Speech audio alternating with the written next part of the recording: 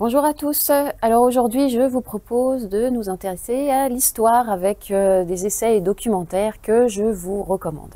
Alors, le premier s'appelle Les Irresponsables de l'historien Johann Chapoutot. C'est sous-titré Qui a porté Hitler au pouvoir et c'est paru chez Gallimard dans la collection NRF Essais. Alors Johann Chapoutot va s'intéresser à la fin de la République de Weimar. On est au début des années 1930. Et il va décortiquer les événements, le contexte politique, institutionnel, décortiquer aussi certaines personnalités qui ont permis, selon lui, l'arrivée du chancelier, d'Hitler comme chancelier.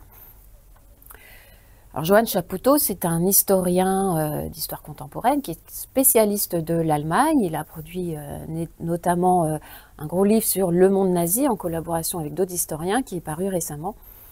Donc tout est parfaitement documenté et sourcé dans ce livre. Et c'est aussi un homme engagé, un citoyen engagé, il ne s'en cache pas, il est donc engagé à gauche en l'occurrence. Et ce livre-là, Les Irresponsables, est un livre à thèse en fait. Or, il s'est fait un malin plaisir dans ce livre à écrire des paragraphes qui, lorsqu'on les lit un peu comme ça, isolément, on pourrait croire qu'il parle de l'Europe ou de la France contemporaine. Alors c'est tout à fait volontaire de sa part, évidemment. Il ne fait pas de comparaison facile et forcément erronée entre les deux époques. Johann Chapoutot est un historien sérieux, donc bien entendu, le monde de 1930 n'est pas le monde de 2020. Néanmoins, il s'attache à mettre au jour, je vais dire, des invariants dans les attitudes politiques et dans les postures politiciennes, on va dire, dans les discours, dans l'idéologie d'une certaine élite économique et politique qui effectivement peut se retrouver à différentes époques et à différents endroits.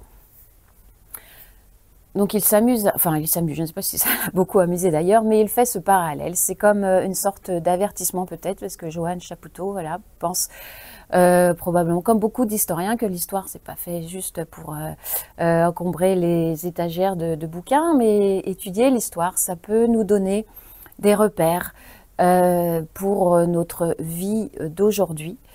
Donc ça sonne un petit peu comme un avertissement. On peut ne pas être d'accord avec toutes ces thèses, avec ces postures qui peuvent parfois paraître un petit peu forcées, justement à force de vouloir faire des parallèles entre l'Allemagne de la fin de la République de Weimar et puis nos démocraties d'aujourd'hui.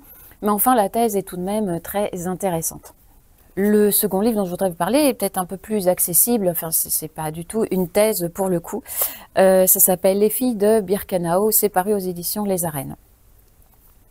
Alors dans ce livre, David Teboul, qui est cinéaste et écrivain, a réuni 4 femmes qui ont été déportées à Birkenau dans les années 40. Donc elles sont toutes nées dans les années 20.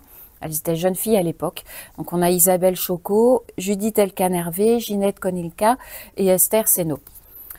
Mais au lieu de les interroger, de faire des interviews, questions-réponses, en fait, il a eu la bonne idée de les réunir. Elles se connaissent pas forcément, enfin, elles ont eu chacune leur vie après les camps.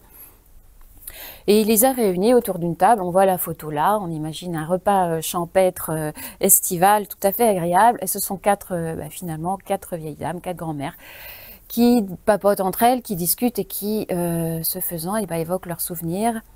Douloureux évidemment quand il s'agit de la déportation, mais elles vont parler aussi du reste de leur vie, parce que heureusement elles en sont revenues, elles ont témoigné ou pas, comment elles ont vécu le retour après les camps, elles ont eu d'autres joies, d'autres douleurs dans leur vie. Évidemment, on sait bien, fatalement, bientôt il n'y aura plus de témoins de cette époque-là, pour parler de cette époque, donc les livres, les films, les enregistrements audio vont être vraiment cruciaux pour transmettre cette mémoire-là. Et ce livre-là, pour moi, est vraiment quelque chose à avoir dans sa bibliothèque pour pouvoir le faire lire à nos enfants, neveux, nièces, petits-enfants bien plus tard. Parce que c'est un livre qui est très agréable. Encore une fois, on a l'impression d'assister à un dîner entre vieilles dames, entre vieilles copines, d'entendre nos grands-mères ou nos arrière-grand-mères parler de leur vie. Il y a parfois de la joie aussi, de l'humour. C'est tout le temps très émouvant. Donc pour moi, c'est vraiment un livre à avoir et à transmettre, à lire, à faire lire. Un témoignage indispensable sur cette époque. Et pour finir, un livre qui va sortir au mois de mars et qui a attiré ma curiosité. Ça va s'appeler Le pouvoir des lectrices, une histoire de la lecture au XIXe siècle à travers les femmes. C'est Isabelle Matamoros qui propose ce livre aux éditions CNRS. Isabelle Matamoros a fait une thèse sur le sujet et on a sorti ce livre-là, qui est une biographie chorale de femmes célèbres ou anonymes qui ont en commun d'avoir écrit sur elles-mêmes et d'être des lectrices. Et on sait bien que la lecture et les femmes, ça n'a pas toujours été simple. Voilà, on disait que les femmes ne devaient pas lire, pas s'instruire, que les romans risquaient de leur monter à la tête, ça allait les éloigner de leurs devoirs d'épouse et de mère, enfin. Et Isabelle Matamoros va donc s'intéresser à la façon dont les femmes, malgré tout, ont eu accès à la lecture, comment elles se procuraient des livres, quels choix faisaient-elles, quel était leur rapport à la lecture. Alors forcément, c'est un sujet qui me passionne en tant que libraire, et il y a quelques années, bien entendu, j'ai lu l'histoire de la lecture d'Alberto Manguel, qui est un grand classique et que je vous recommande, qui est paru chez Actes Sud. Et je pense que ce livre, voilà, a attiré mon attention. Je me dis que ça peut être un très bon complément, pour peu que ce soit écrit de façon aussi passionnante que le livre d'Alberto Manguel. Ça peut être un bon complément à ce livre sur le rapport des femmes, de la lecture, l'histoire de la lecture. Donc c'est à paraître tout début mars aux éditions du CNRS. Voilà, ce petit chapitre histoire se termine. Je vous donne rendez-vous bientôt pour une prochaine vidéo. À bientôt. Merci.